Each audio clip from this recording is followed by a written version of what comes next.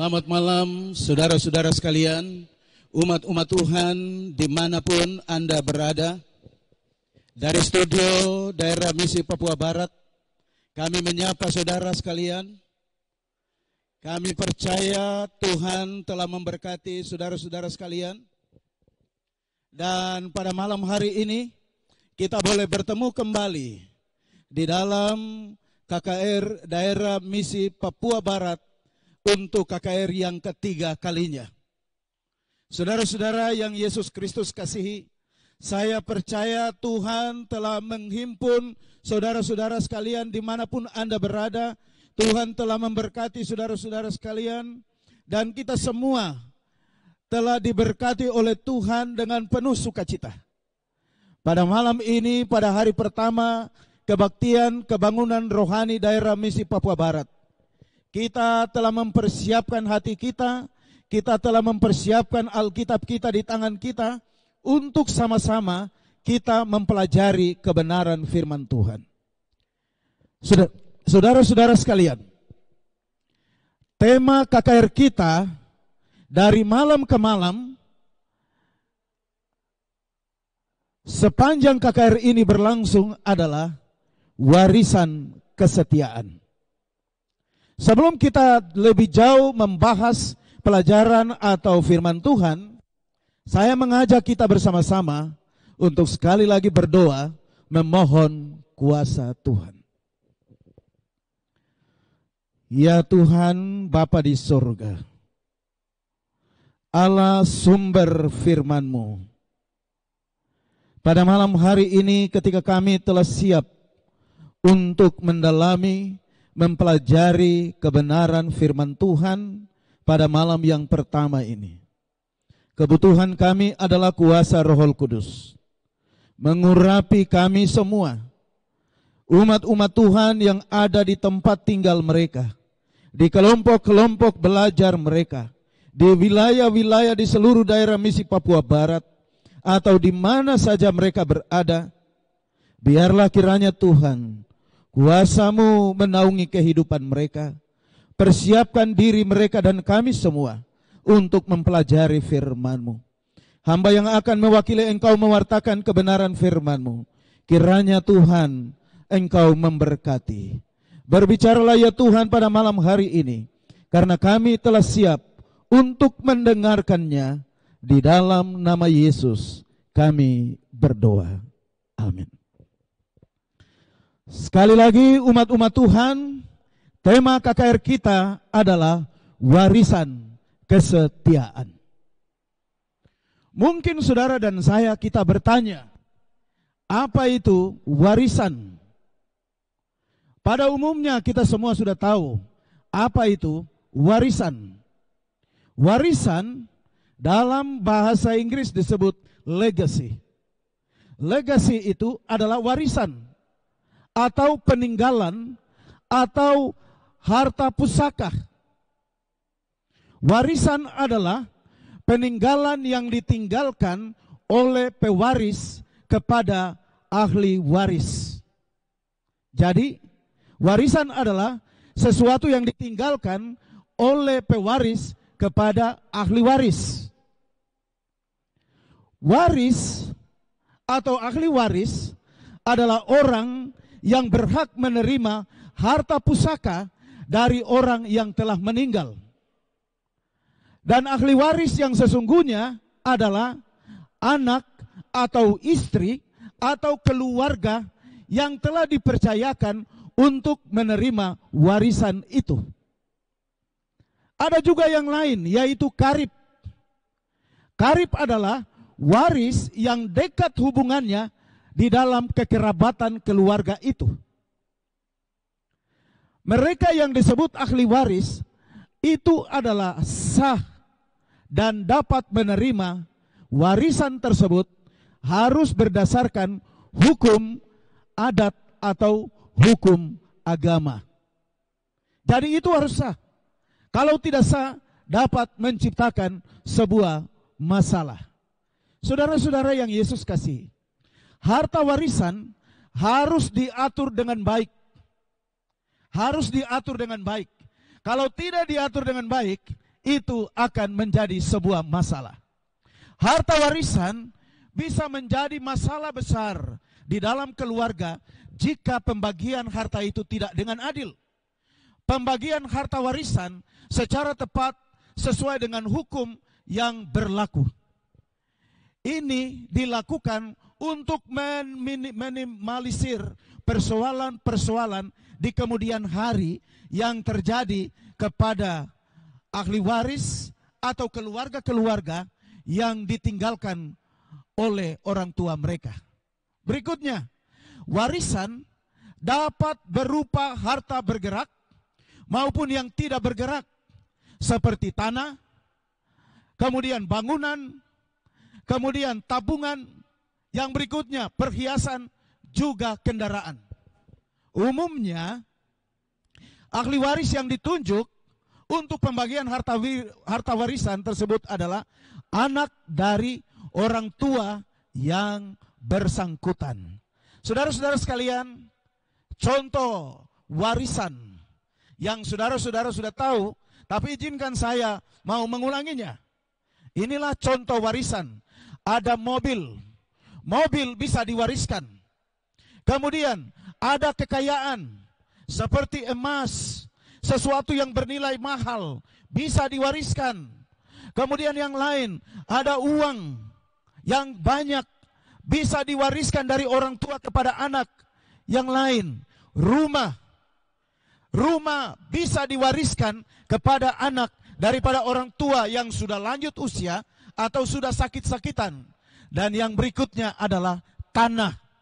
Tanah juga merupakan harta yang dapat diwariskan kepada anak cucu daripada setiap orang. Saudara-saudara yang Yesus kasihi, manusia cenderung memberikan hak warisnya kepada anak untuk menjadi modal pada hari depannya di dunia ini. Mengapa? Tidak ada orang tua yang dapat meninggalkan anak-anaknya hidup terlantar. Tidak ada orang tua yang meninggalkan anak-anaknya hidup menjadi orang miskin. Itulah sebabnya harta warisan itu harus dipersiapkan dengan baik dan diberikan kepada anak, cucu, atau keluarga yang dipercayakan.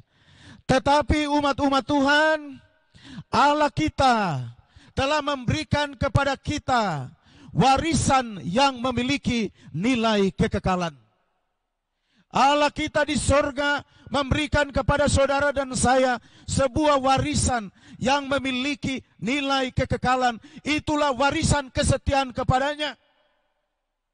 Dan Tuhan mau kita berada di dalam warisan itu. Kalau begitu, apakah warisan daripada Allah itu? Apakah warisan daripada Allah itu? Pada malam hari ini kita akan mempelajarinya. Warisan daripada Allah adalah the Holy Bible atau kitab suci. Warisan dari Allah untuk saudara dan saya. Tema kita pada malam yang pertama adalah warisan kesetiaan pada Alkitab. Warisan kesetiaan kepada Alkitab. Saudara-saudara yang Yesus kasihi, Alkitab ini adalah buku yang berisi firman Allah. Tidak ada buku di dunia ini yang sama dengan Alkitab, yang sangat disukai oleh banyak umat manusia.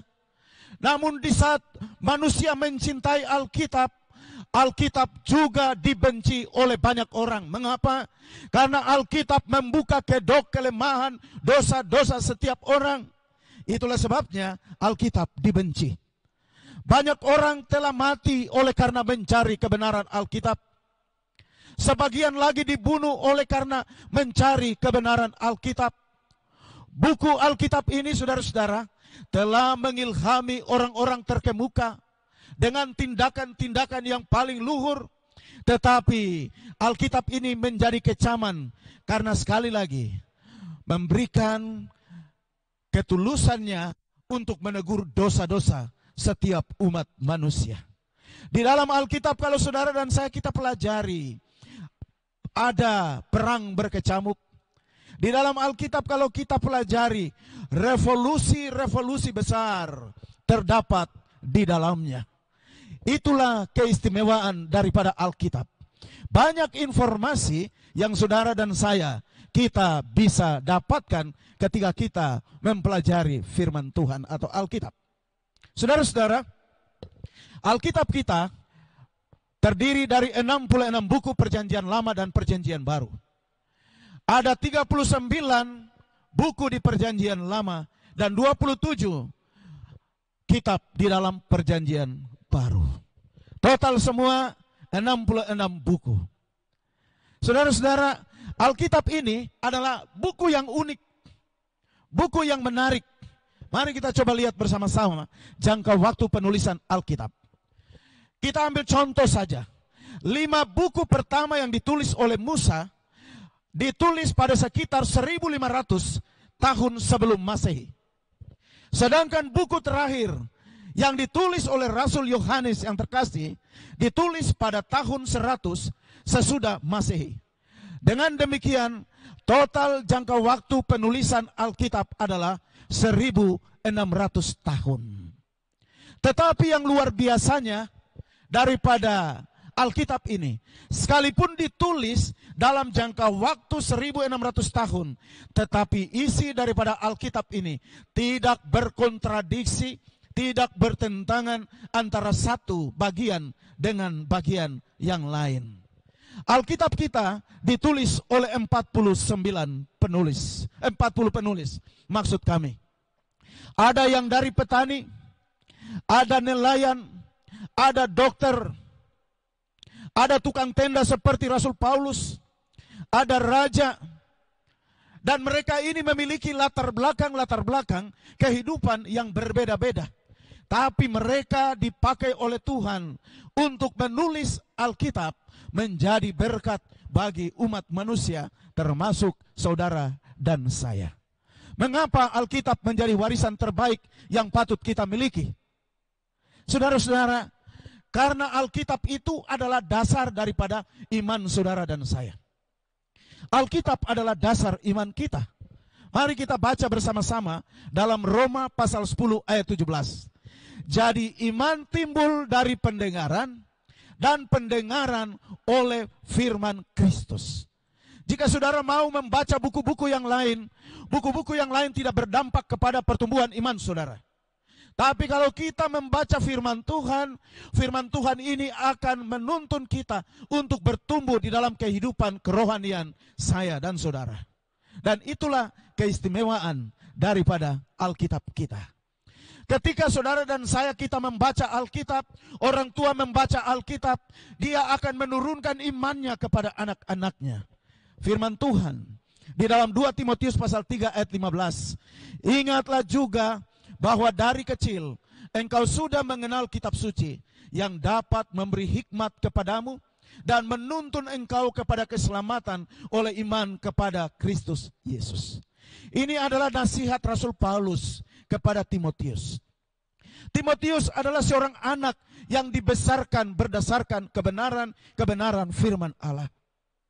Neneknya, mamanya, Eunike dan Lois, mereka adalah orang tua dan anak yang bertumbuh dalam iman mereka, dalam kesetiaan kepada Allah melalui firman Allah.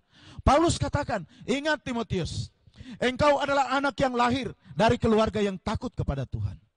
Engkau harus selalu mengingat apa yang telah engkau pelajari. Menjadi pelajaran yang baik bagi saya dan saudara.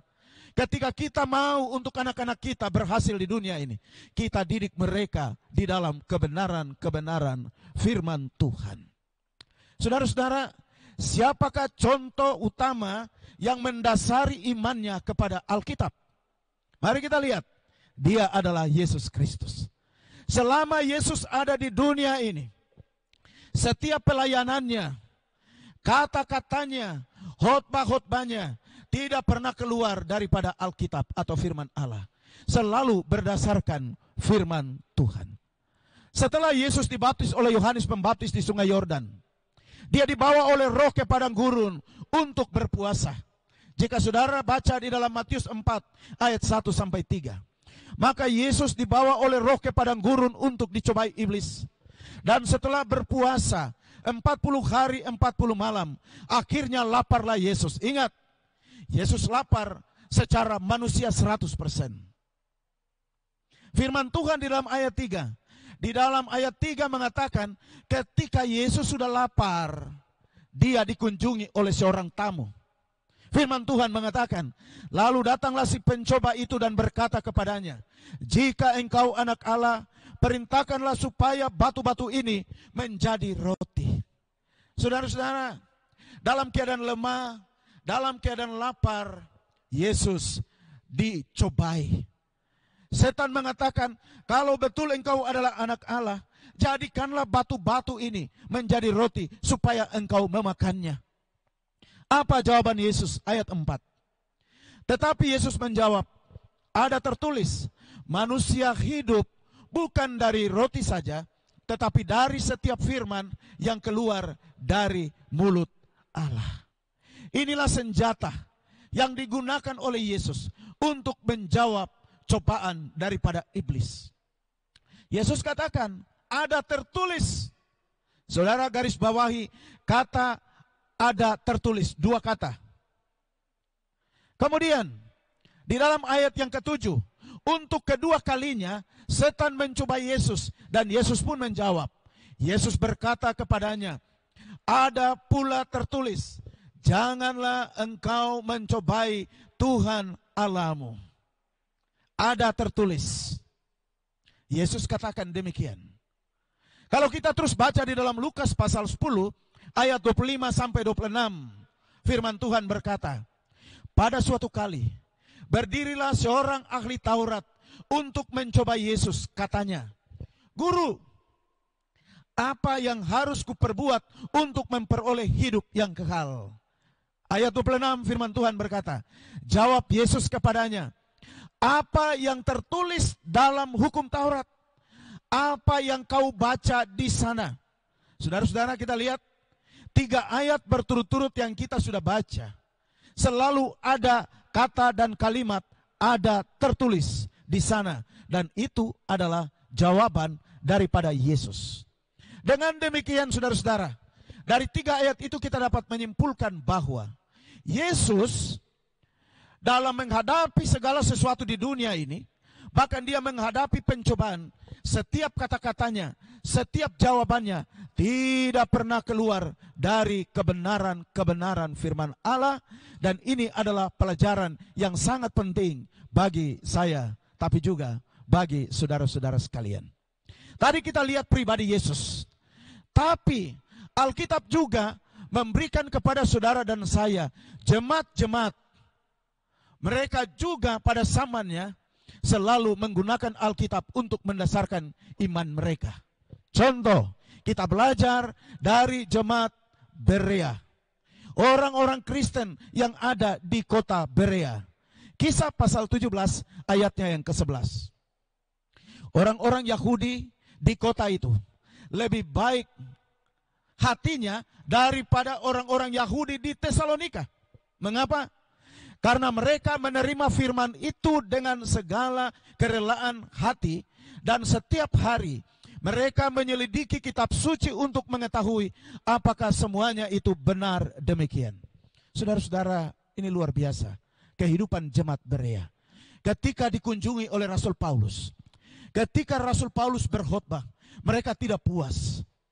Mereka pulang ke rumah, masing-masing pribadi, masing-masing keluarga membuka kembali lembaran firman Tuhan.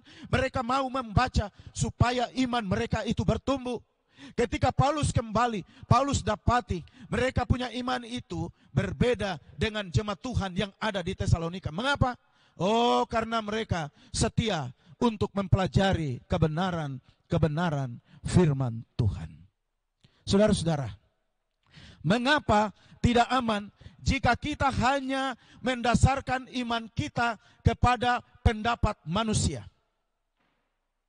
Dan ada banyak orang hanya mendasarkan imannya kepada pikiran orang lain. Mengapa tidak aman?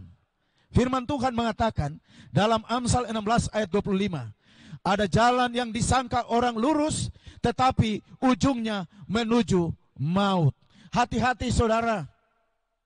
Saudara boleh mendengar orang Tetapi perihal iman, ketika berbicara tentang kebenaran firman Allah, kita harus hati-hati.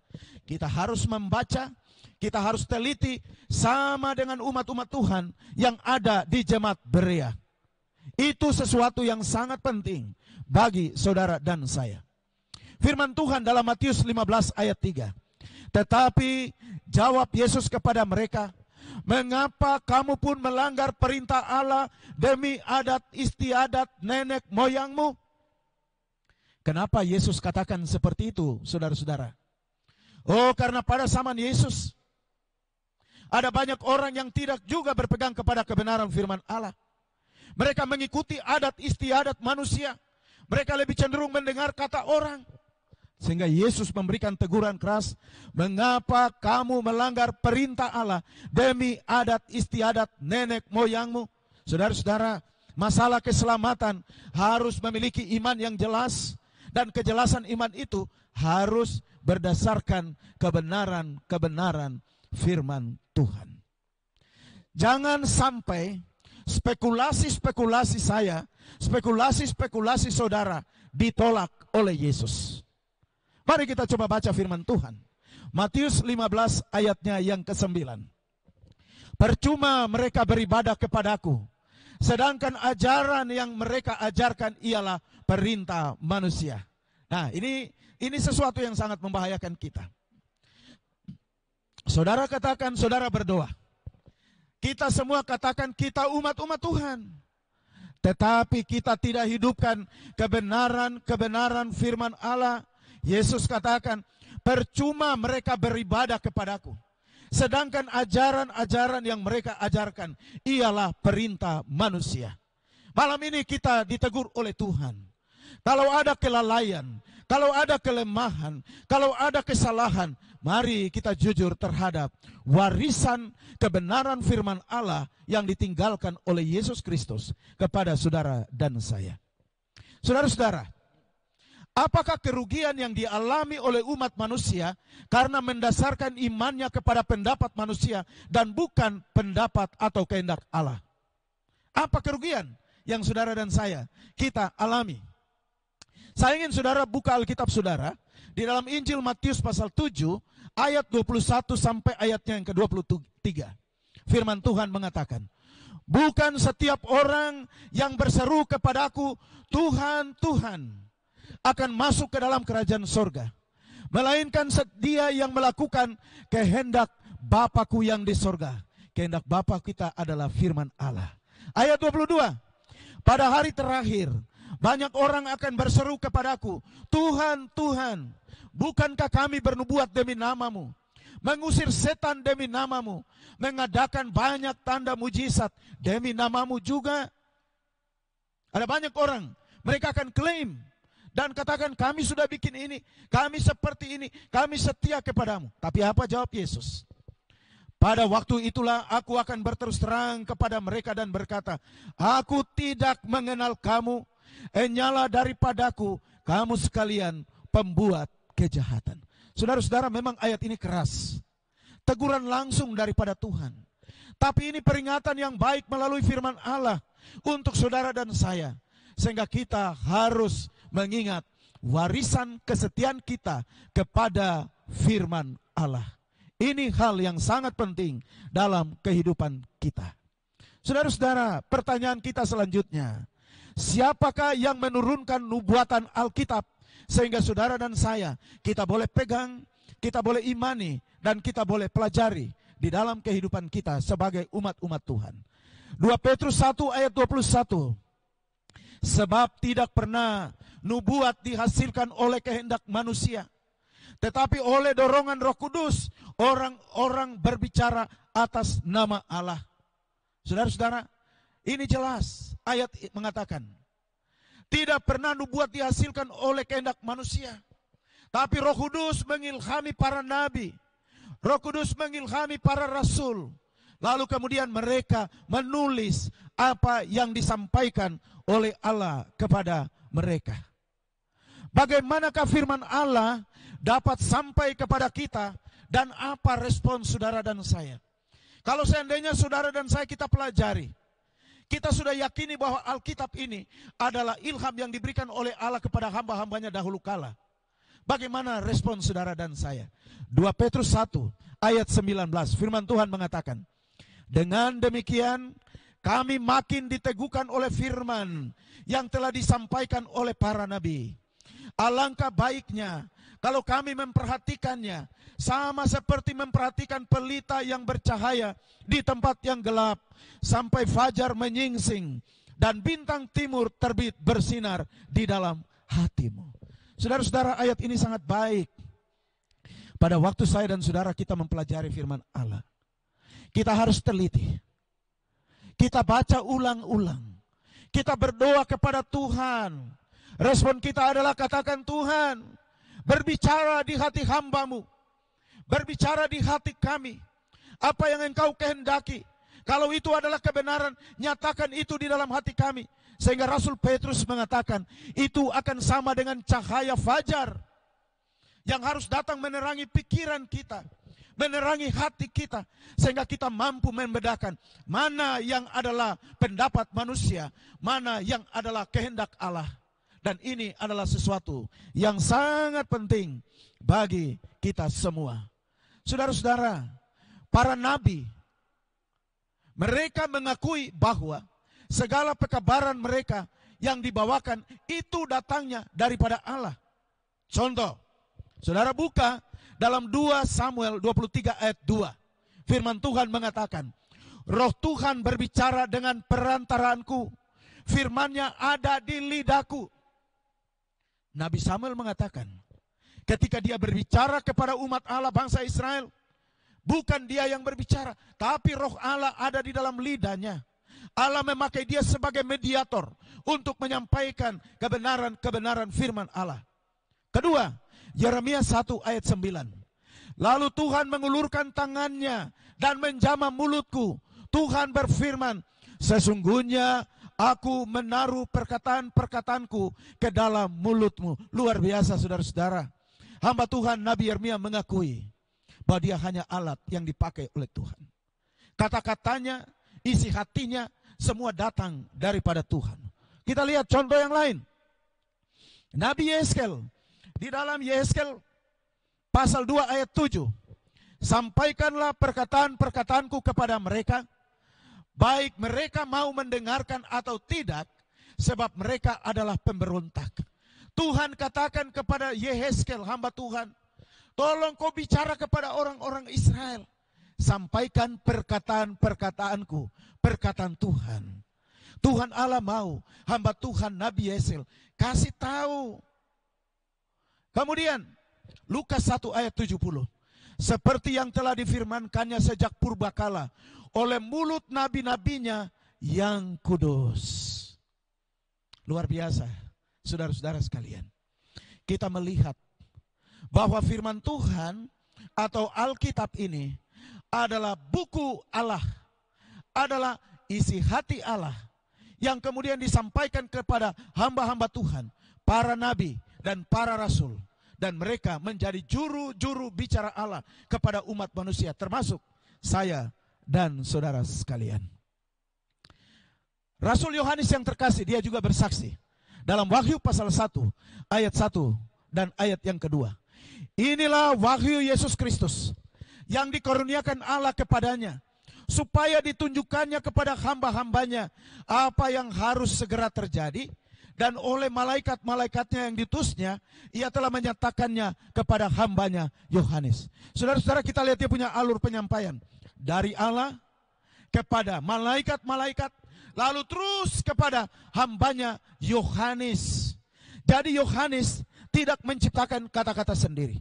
Yohanes tidak menciptakan kalimat sendiri. Tapi apa yang Yohanes sampaikan dalam buku Wahyu, itu adalah firman yang berasal daripada Allah kepadanya. Ayat 2. Yohanes telah bersaksi tentang firman Allah dan tentang kesaksian yang diberikan oleh Yesus Kristus, yaitu segala sesuatu yang telah dilihat olehnya. Jelas pekabaran firman Tuhan.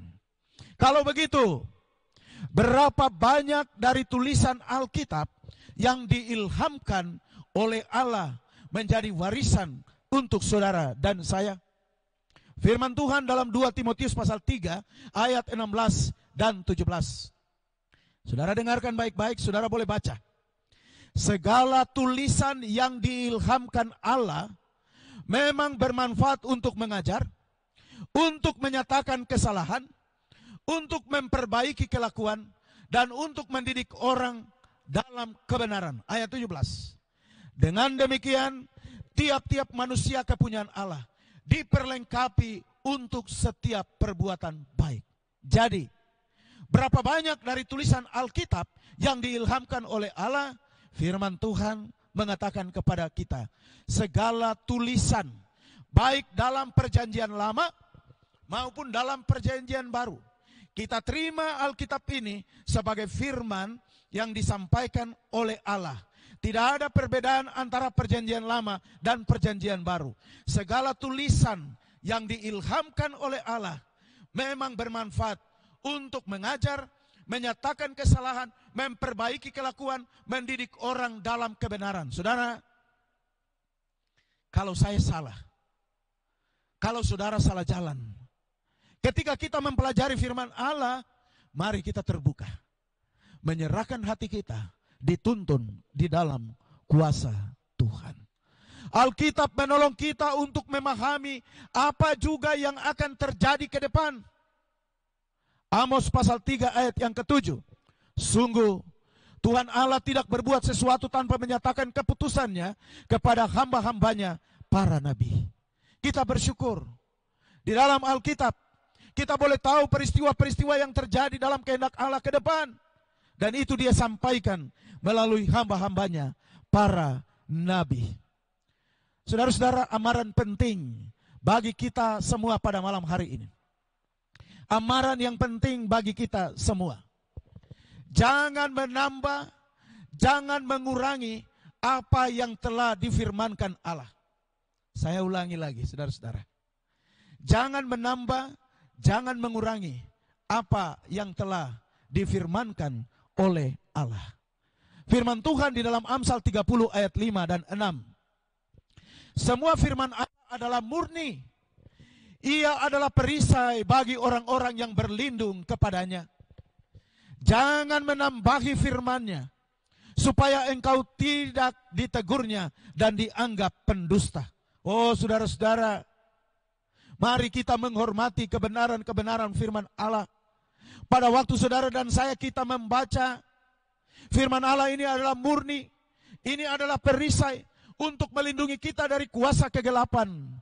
Tapi Alkitab mengatakan, jangan tambahi, jangan kuranginya.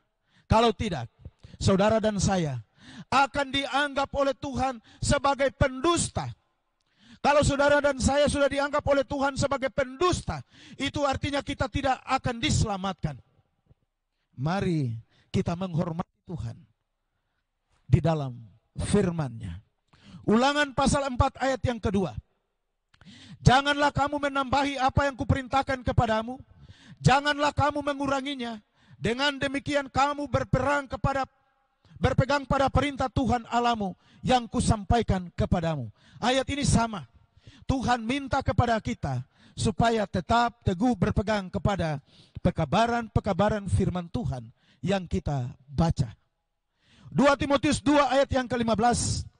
Usahakanlah supaya engkau layak di hadapan Allah sebagai seorang pekerja yang tidak usah malu, yang berterus terang memberitakan perkataan kebenaran.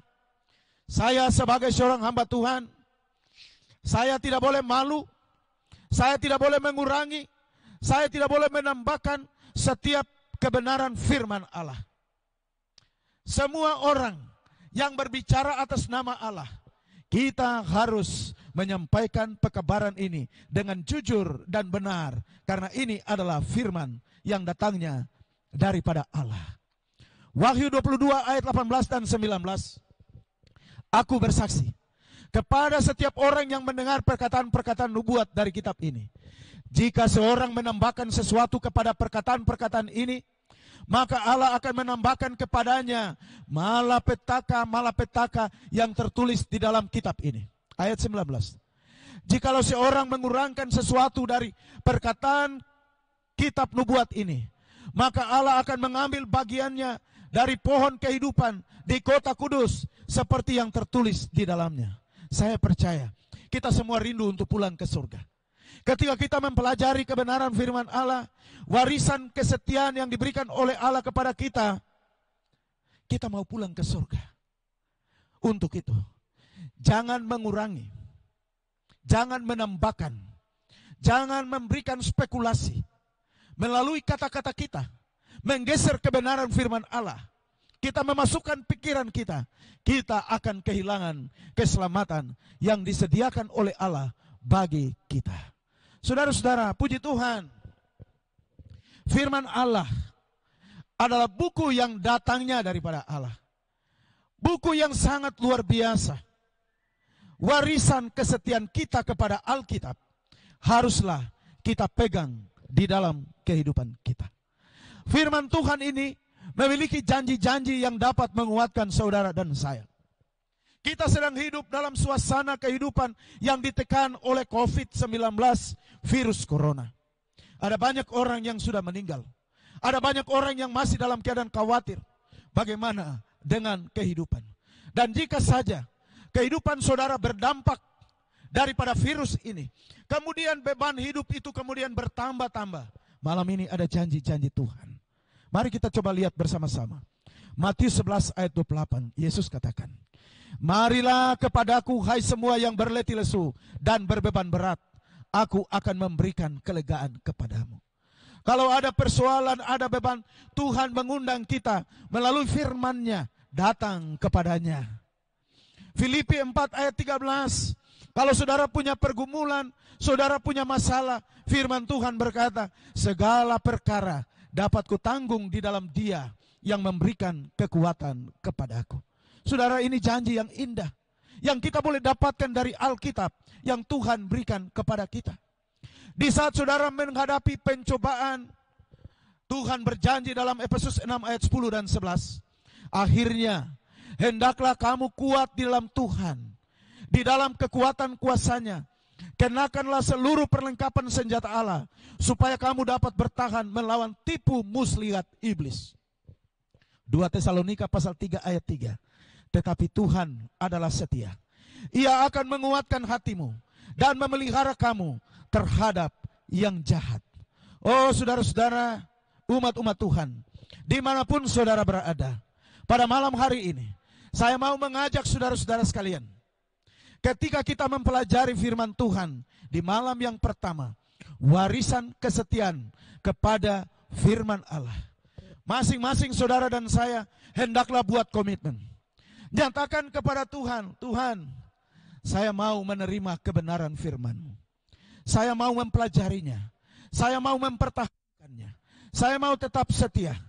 Karena ini warisan daripada Allah.